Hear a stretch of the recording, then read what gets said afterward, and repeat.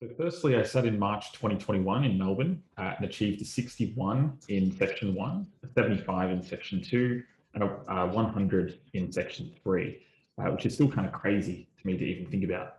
This gave an overall weighted score of 84 and an unweighted score of 78 2/3. This was actually my third time sitting the GAMSAT.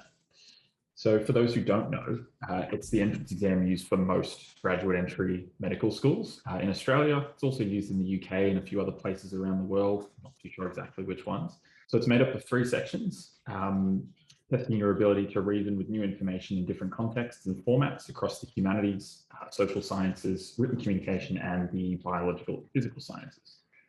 So this was actually my third time sitting the GAMSAT. So I sat it back in my undergrad in 2012 and 2013, where I achieved around about a 70. I can't remember the exact scores in the science section, and it was a 64 and a 66 overall.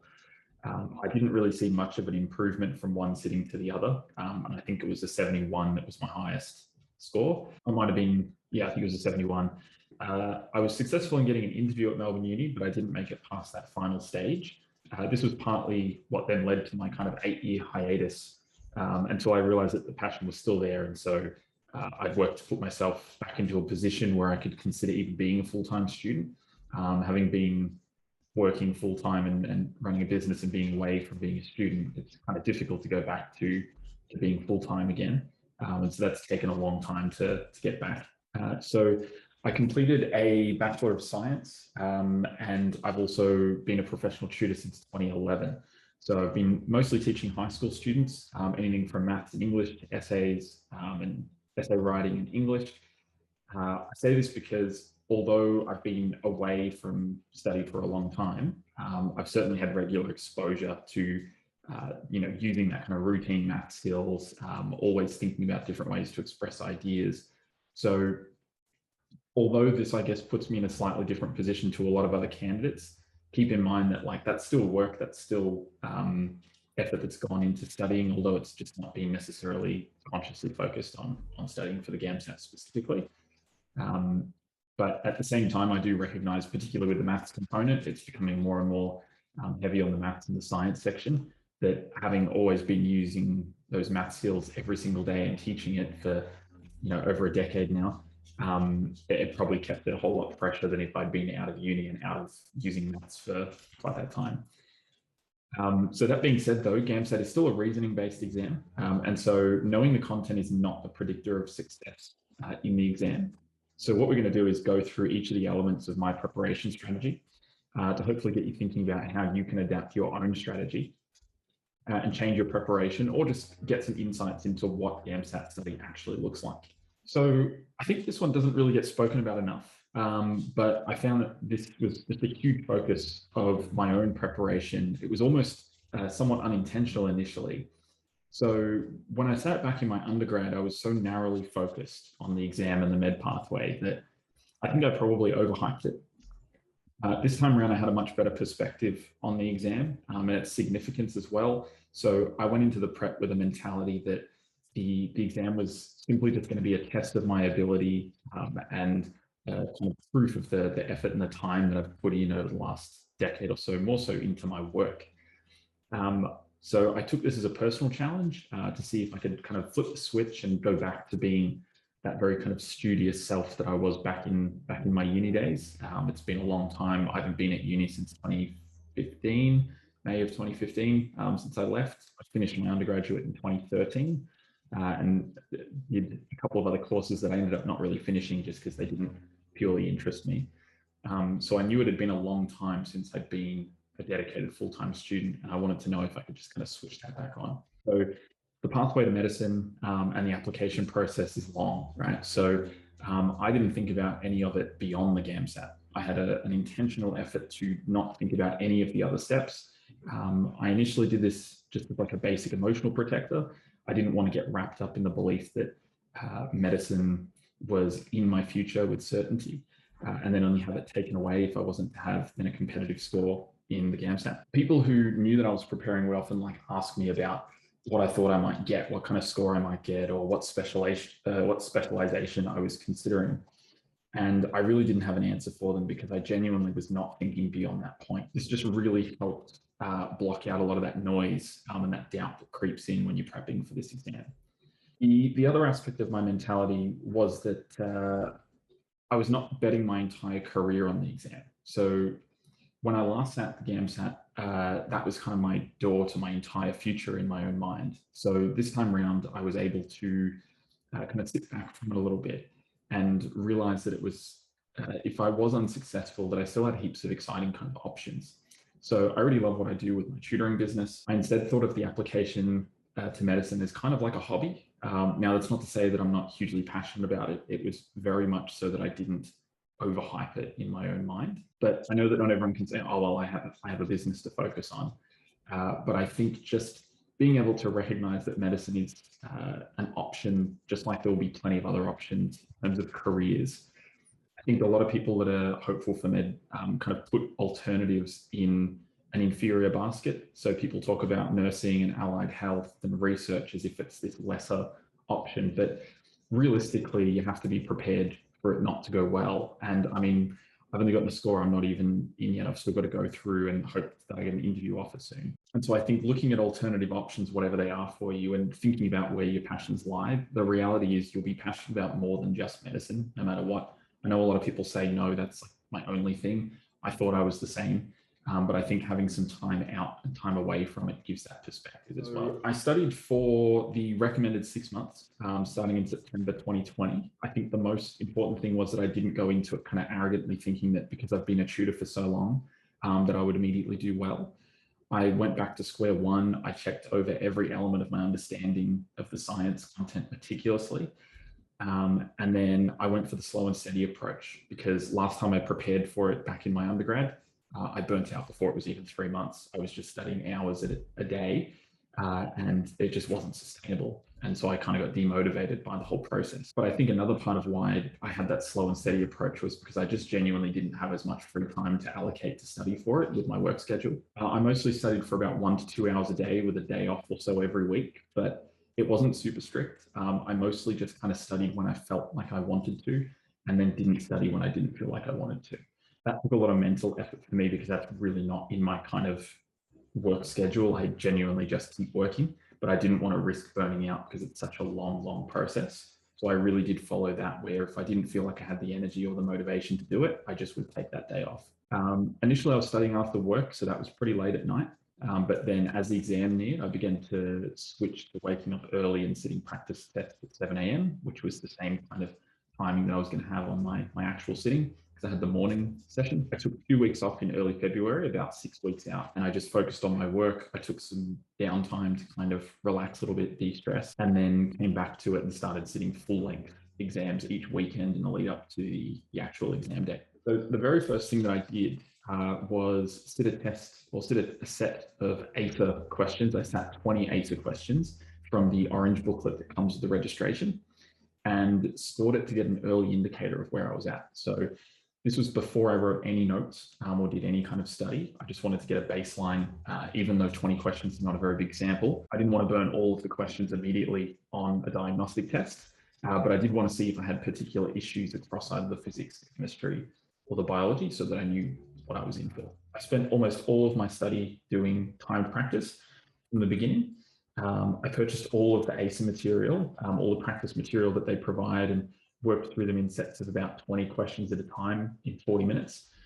So this was all to ASA standards for section 3, 2 minutes per question.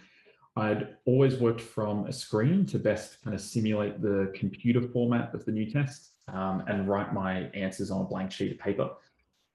When time was up, I would then go through and create a second list of answers in case I wanted to change any of my original answers. And then after this, I would go through and mark it. So I would still mark my timed answers and I would generate a percentage score, but I would also score my after time answer list. So the ones that I might have maybe had a second go at and changed to see if I was getting any forced errors because of time constraints specifically. I would only still track the first ones, but that second list allowed me to know if time constraints were forcing errors from my part and if I was rushing anything, so that I knew when an error was a content related problem versus when it was a timing issue.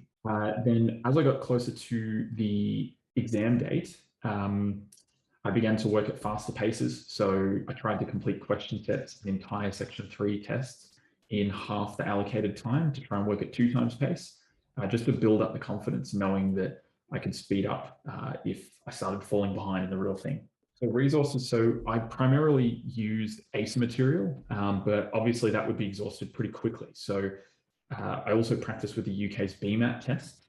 They have a science section and a humanities section. I'll leave a link below if you want to check them out. They're all freely available on the website. They were a little different and much more content-based than reasoning-based, but they were a good practice for pacing the exam at least. I just wanted to get as much practice knowing that I could work at a high rate or a high speed without making errors and just looking for consistency. I also just created a burner email account and then signed up for all of the free samples from a bunch of different prep companies. I didn't really expect them to be very good, and I was pretty much right on that. Compared to the ACER material and the actual test on the day, the prep company questions were miles off. They were definitely much easier than the real thing and didn't have as deep a line of reasoning. I kind of saw through it because as a tutor, I have to write questions for my own students all the time. And I've written some mock questions for some of my past GAMSAT students before. It's really, really hard work. They take a really, really long time. And truthfully, even the ones that I've written probably aren't to the standard of ACER. So factor in then that ACER have literally a gigantic team of people that are all going to be writing these questions, auditing them. They're going to be consulting people to make sure that they've got the right kind of dynamic in the test to ensure that they're able to separate a gigantic crowd of thousands of candidates. It's pretty obvious that the prep companies just don't have that kind of insight or those resources or knowledge to even be able to replicate that. I wouldn't recommend using the prep companies unless you need to pay for some kind of level of accountability. There might be some value there. Or if you need a refresher of the science content and you'd rather pay for it than to have it put in front of you instead of just Googling it. Otherwise, they're a waste of money, in my opinion. Everything you need for the test in terms of content, you can find online. It's all freely available. You can just Google it. There's a whole bunch of online textbooks. People talk about things like Khan Academy and that kind of thing as well. I didn't use them. I didn't find that I needed to refresh a huge amount of content. I mostly spot checked things as I went and focused very heavily on the ACER material. So I knew that I was always targeted in my study. But the prep companies, I mean, they mostly market themselves as giving you a whole bunch of paid resources, but a lot of those resources are just going to be question banks, and those question banks are not going to be necessarily to ACER standard, and there's no kind of guarantee in that. Anything else is just going to be like notes and things that make you feel comforted in having them, but they're not actually a very active way of studying. They're much more passive. Every time I did a practice session, I logged my results in a spreadsheet and created targets to know if I was gaining consistency or not. I also found somewhere in a forum someone talking about a mean percentage section score of 43.55% and a standard deviation of 14.06%. I didn't really trust it just because, I mean, no one really knows the insides of the numbers from ACER, and they're going to change every single year in terms of score distribution. But I do like number crunching in spreadsheets. So I use these in a normal distribution in an Excel spreadsheet to determine my percentile score for each session. And then I use the September 2020 curve to estimate a section score. I think I probably was using the May or the 2019 data or something like that. Then I knew roughly what a section score I was getting. Again, I only took it with a grain of salt. I didn't really, I guess, get too caught up on the numbers. Once you get a certain point, it was calculating section scores of like 99.99 and hundreds and that kind of thing. So I ended up getting 100, but yeah, I don't think it was very reliable for the most part. But it helps me kind of keep things in check, made me always keep thinking about the fact that there was a section score behind this. So I didn't get too caught up on raw percentages because GAMSAT, as we know, like they use the item response theory. So each question is weighted differently. We don't know which is weighted which or how they do that, but not every question is worth the same kind of contribution to your final score. The other thing is that section scores, as ACER have said, they're performance scores. They don't work like an ATAR. They are not a raw score. They're not a percentage accuracy score. I knew that using a consistent, very objective approach to feedback was going to be important. Each time I did a timed session, I would calculate the score by just kind of blindly checking off the answer list to avoid any temptation of saying kind of, oh, I was thinking of that answer. I'm just going to go ahead and change that and give myself the mark.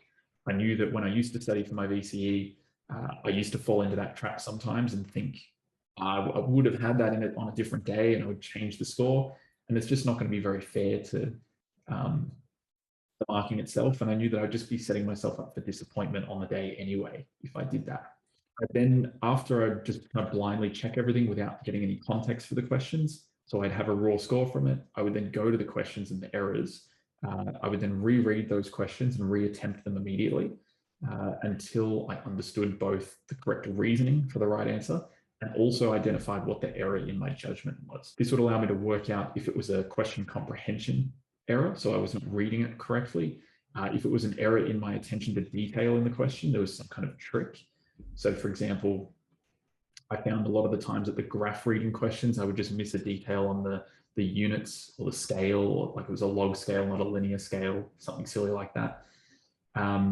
Or if it was a genuine content related error, if I literally didn't understand something from biology, chemistry, or physics, or if it was just a silly mistake or some kind of forced error from the time constraints as well. I then categorized these errors and kept a rough tally of like what was my most common type of error at any one time.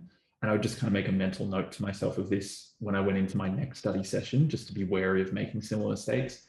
I didn't log the categories of questions quite so rigorously in a spreadsheet or anything like that. It was just something that allowed me to keep kind of cognizant of what errors I was making at the time.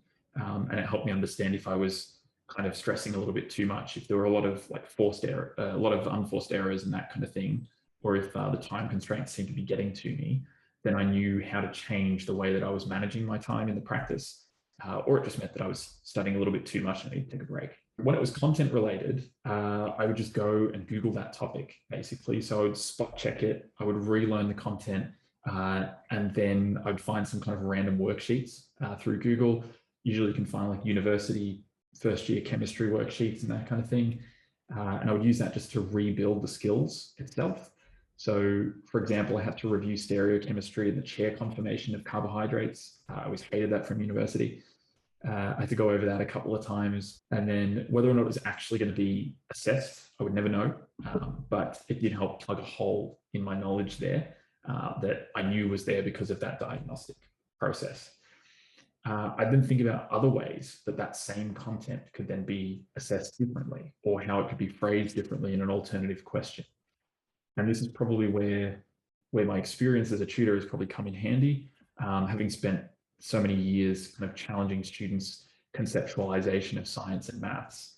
I definitely felt quite comfortable doing this, but even still, I would encourage people to do that as much as possible, is try to generate their own questions, maybe not in full, but think about how the questions could be altered and how different tricks and phrasings could be used by ASA in an alternative. In the actual test, I had the plan to pace my exam to time. I don't normally do this. Normally in exam situations, I just work really, really quickly and bank up a lot of free time. But I know from my past experience, when I worked too quickly, I made a lot of errors, and a lot of other people have said the same. So instead, I micromanaged my time by kind of checking the clock every 15 minutes.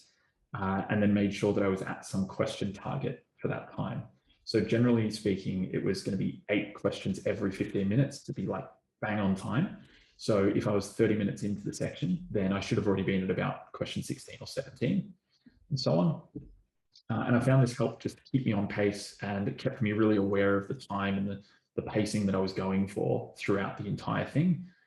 Being 2.5 hours, it's very easy to fall into a sense of security in the middle, or feeling like you're a little bit rushed at some point out of nowhere. So I think having just that consistent sense of pacing was really good.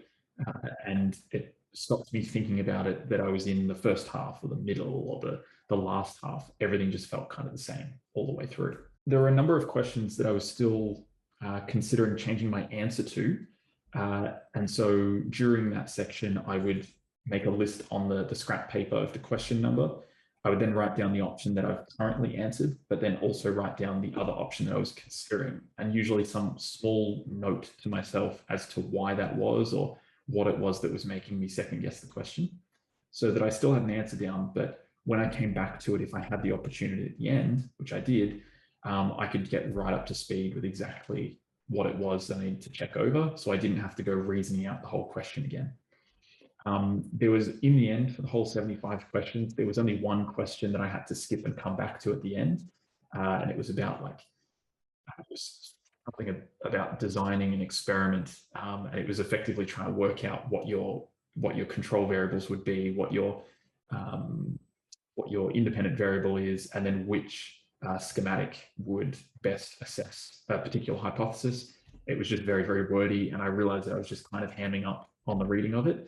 And I knew that it was one question, even if it was a heavily weighted one, just not worth it, killing too much time. So I moved on. And then at the end, I did have some time to come back and check it. And then I knew that without the pressure of the rest of the exam in front of me, I would think a little bit more clearly.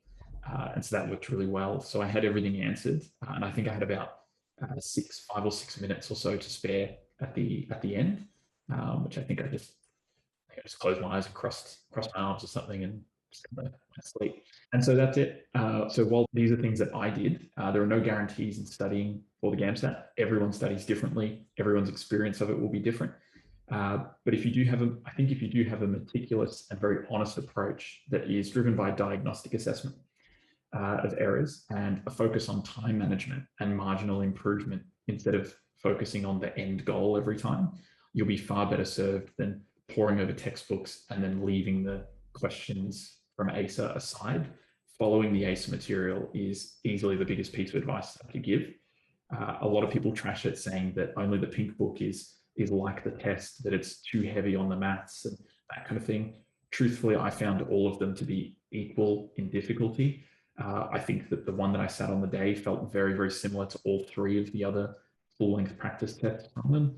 I think there is a little bit more maths reasoning going on in there now in the questions for sure, but that could be anecdotal. You know, like we've only sat the practice tests and everyone's only sat the GAMSAT sittings that they've sat. So, you know, take my experience from it with a grain of salt, take other people's experience from it with a grain of salt. I'll leave all the links to all the key resources that I used in the description below. If you've got any questions I haven't answered in this video, leave a comment and I will get back to you. Bye-bye.